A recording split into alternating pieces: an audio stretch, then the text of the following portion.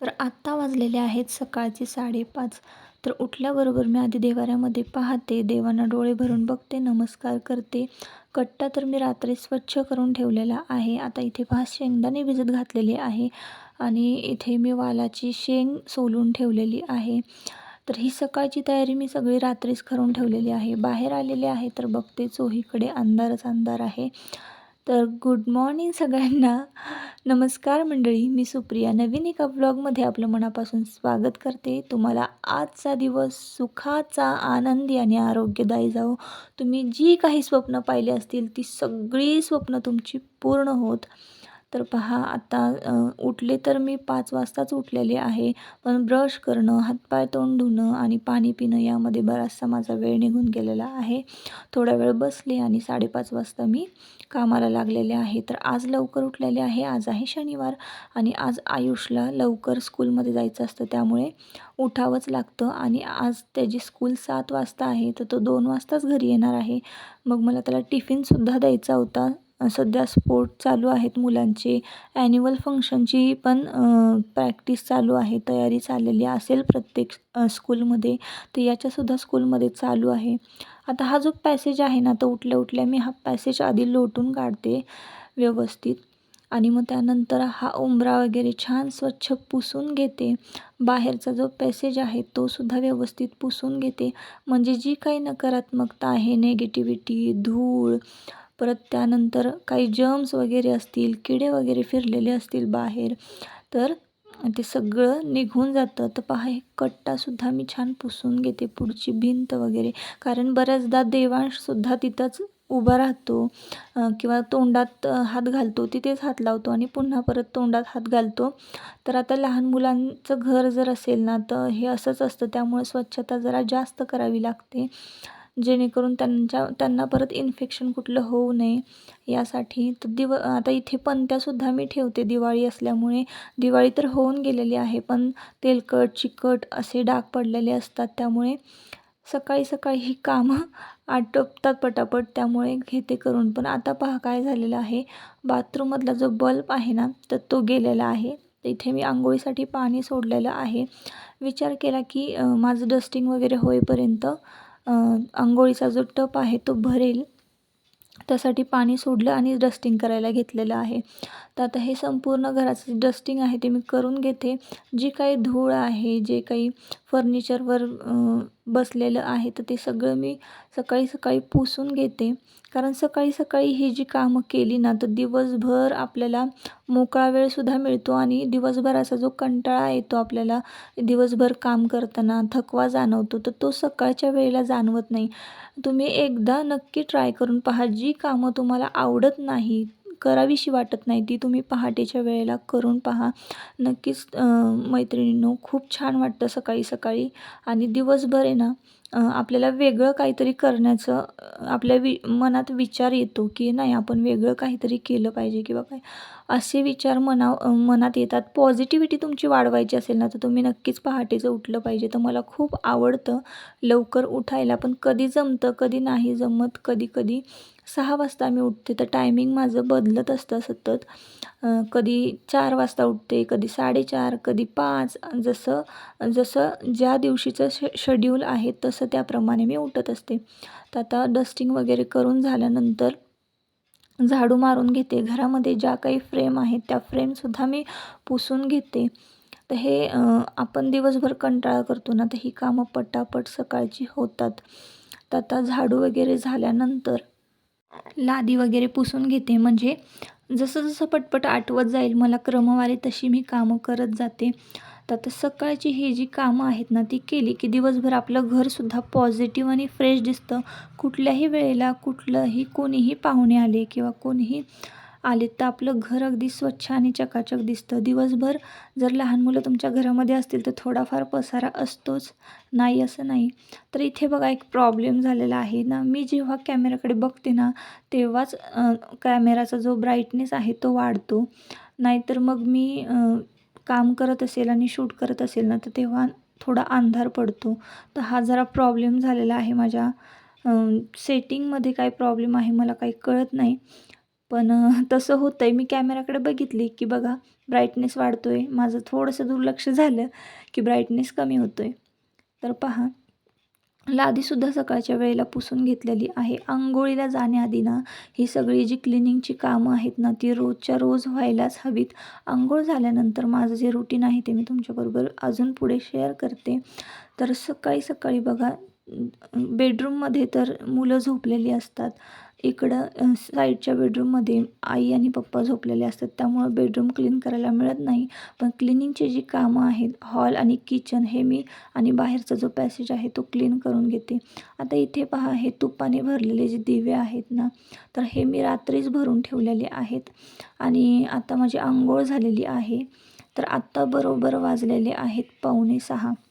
6 पावणे 6 वाजले असतील. थोडं थोडं बघा उजाडत आलेलं आहे. निळसर तुम्हाला आभाळ दिसत असेल आणि तुळशीला पहिल्यांदा दिवा ठेवलेला आहे मी. तर बाहेर अंधार असतो त्यामुळे घरातलीच जी कामं आहे ती मी आटपून घेते. तुम्हाला दाखवते बघा, स्वामींची सुद्धा इथे पूजा झालेली आहे सकाळी सकाळी. किती छान आणि प्रसन्न वाटतं. धूप लावणं तर माझ्या आवडीचं काम आहे. सकाळी सकाळी धूप, दीप आणि मंत्र असेल ना तर खरंच खूप मस्त वाटतं. अगदी प्रसन्न वातावरण होतं आपल्या घरातलं. आता पूजा वगैरे करून झालेली आहे. घरातली सुद्धा पूजा केलेली आहे. स्वामींची पूजा केलेली आहे. फोटो आहे माझ्याकडे साईबाबांचा, त्यांचीसुद्धा पूजा झालेली आहे. तुळशीला दिवा लावलेला आहे. आता फक्त अंगणामध्ये रांगोळी काढायची राहिलेली आहे. तर इथे मी उंबराचं पूजनसुद्धा करून घेते आणि छोटीशी शेजारी रांगोळी काढलेली आहे. जरा मोठी रांगोळी काढली की मुलं पुसतात. थोडंसं उजाडत आलेलं आहे. तर विचार केला की तुळशीला पाणी घालून घेऊया. कारण अंधार असला की मग मला घालता येत नाही पाणी. आणि या साईडला सुद्धा आयुष झोपलेला असतो त्यामुळं मला त्याला ओलांडून येता येत नाही. थोडंसं उजाडलेलं आहे आणि तो सुद्धा उठलेला आहे. त्यामुळे आता पहा, तुम्हाला मी तुळस दाखवते. तर ही तुळस पहा किती छान बहरलेली आहे, हिरवीगार आणि छान फुललेली आहे.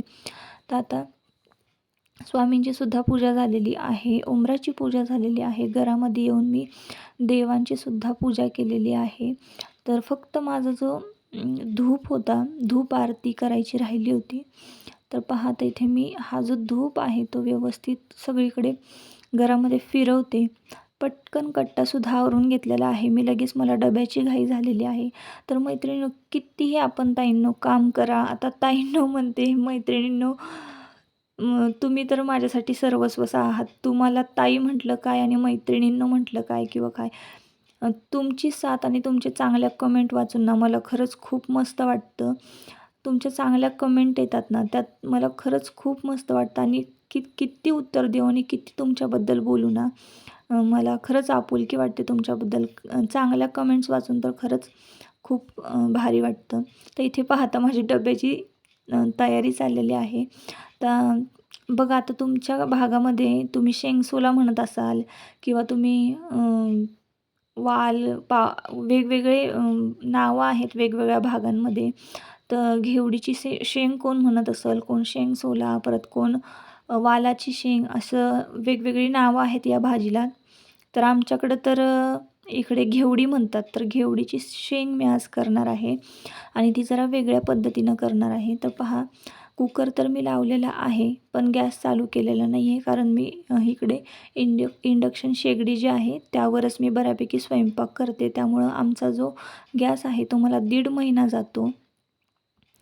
आणि तुमच्याबरोबर मी टिप्ससुद्धा शेअर केलेली आहे की कसा मला गॅस इतक्या दिवस जातो, मी कुठल्या छोट्या छोट्या गोष्टी फॉलो करते, हे मी तुमच्याबरोबर एका व्हिडिओमध्ये शेअर केलेलं आहे. तुम्ही जर नवीन व्ह्यूवर्स असाल तर तुम्हाला माहिती नसेल, मागचे व्हिडिओ आपले जाऊन एकदा पहा. तुम्हाला नक्कीच काही ना काहीतरी प्रत्येक ब्लॉगमध्ये फायद्याच्या मी टिप्स शेअर केलेल्या आहेत. तर पहा, आता माझी चपातीसुद्धा चालू झालेली आहे. पटापट मी चपाती करून घेते कारण आत्ता बरोबर वाजलेले आहेत 6:45. 7:45 वाजलेले आहेत आणि त्याला 6:15ला निघायचं आहे. तर त्याच्यासाठी मी सकाळी रात्रीच कणिक मळून ठेवली होती आणि भाजीची सुद्धा तयारी रात्रीच करून ठेवली होती.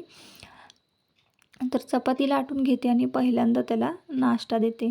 तर कितीही वाजू देत, सकाळची जरी वेळ असली ना तरी आमच्याकडे सवय आहे, मुलांना उपाशी पोटी आम्ही बाहेर पाठवतच नाही.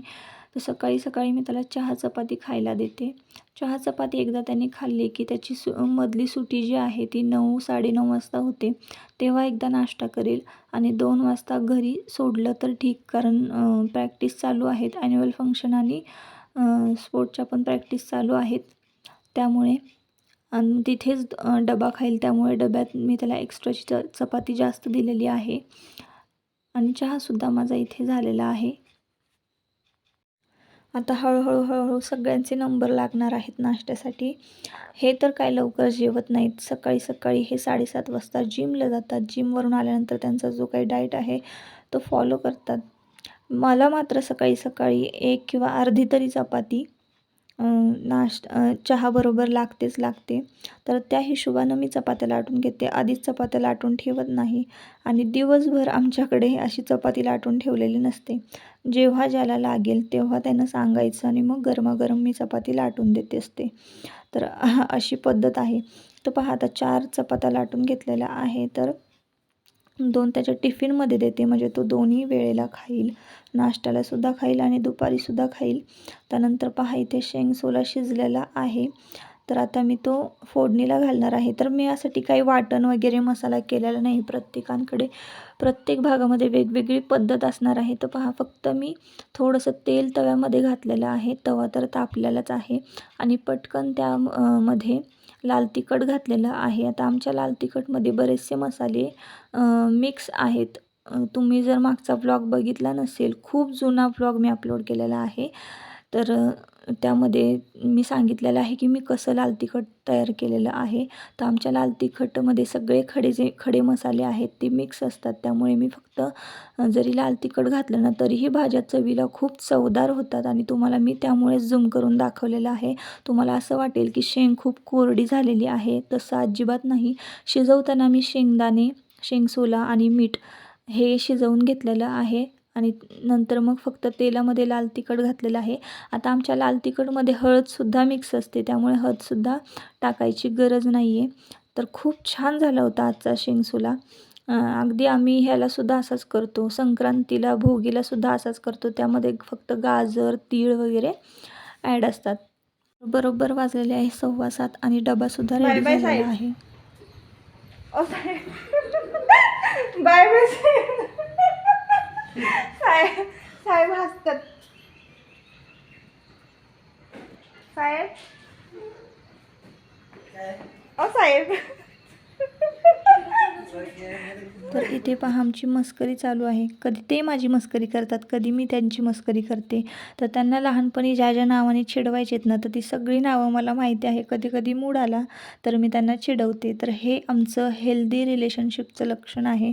तर नवरा बायकोंमध्ये अशा गमती-जमती किंवा असे संवाद असणं खरंच खूप महत्त्वाचं आहे. तर एकमेकांशी भांडा, एकमेकांची चेष्टा करा आणि हे नातं हेल्दी करा. तर बघा आता किती शांत आणि निरागस वाटतं आहे, कारण पूजा वगैरे झालेली आहे आणि देवसुद्धा खूप शांत बसलेले आहेत असं मला वाटते. तर चला आज मी तुमच्याबरोबर गुळाच्या चहाची रेसिपी शेअर करते. तर अर्धा कप पाणी आणि अर्धा कप मी इथे दूध घेतलेलं आहे. छान उकळवलेलं आहे. त्यामध्ये मी 1 चमचा चहा पावडर घातलेली आहे, 1 छोटी चमचा वेलची पावडर घातलेली आहे आणि थोडंसं जायफळ खिसून घेणार आहे. तर बघा आता हे छान मिश्रण मिक्स करायचं आहे, उकळू द्यायचं आहे आपल्याला. तर मी इथे रेड लेबल चहा पावडर यूज करतो. आम्ही रेड लेबल चहा पावडर यूज करतो. तर तुम्ही कुठलीही चहा पावडर जर यूज केली तर प्रोसेस मात्र हीच करायची आहे, सेम मी जसं सांगते तसं. म्हणजे तुमचा गुळाचा चहा जो आहे तो फुटणार नाही.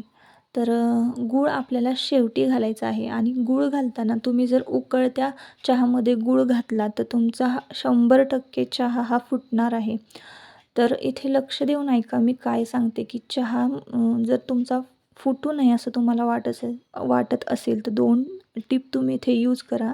आता बघा मी जेवढे सगळे इन्ग्रेडियंट्स यामध्ये वापरलेले आहेत तर ते छान उकळवून घ्यायचे आहे आणि आता बघा मी इंडक्शन शेगडी जी आहे ती बंद केलेली आहे. म्हणजे तुम्ही जर गॅसवर करत असाल तर गॅस बंद करायचा आणि मगच तुम्हाला त्यामध्ये गूळ घालायचा आहे. गॅसवरनं पातेलं खाली उतरवायचं, थोडासा चहा थंड होऊ द्यायचा आणि मगच त्यामध्ये तुम्ही गूळ मिक्स करायचा आहे आणि मग चहा गाळायचा आहे. बघा आता किती दाटसर माझा चहा झालेला आहे.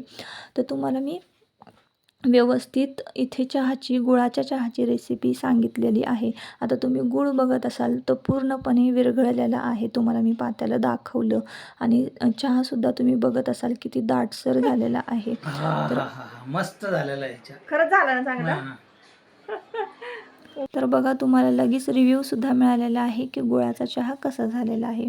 तर नुकतेच ते अंघोळ करून आले होते आणि लगेचच त्यांनी चहाचा कप हातात घेतला. त्यामुळे मग त्यांना थोडंसं ब्लर केलेलं आहे.